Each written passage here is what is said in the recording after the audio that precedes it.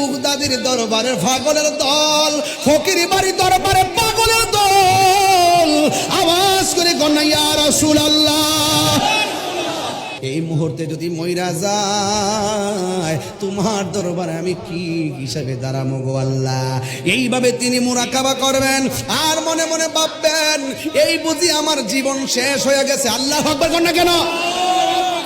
এই বুঝি আমার জীবন শেষ হয়ে গেছে, এই জীবন বুঝি আমার শেষ হয়ে গেছে। এখন দরজায় আজরাইল এসে গেছে, আজরাইল এসে আমার রুহুটারে কবজ করে ফেলাইছে। আরে বড়ই পাতার গরম জল দিয়ে আমাকে গোসল দেওয়াইতেছে। আমি গোসল করার জন্য প্রস্তুতি গ্রহণ করলাম। আমি নড়তে পারি না, মানুষ আমাকে টাইনা খাট দিয়ে নিয়ে গেল গোসল খানাই, আমাকে গোসল করাইয়া মার্কিন সাদা কাপড় লাগাইয়া তিনটা বান দিয়া কাঁধের মধ্যে খাটটা নিয়া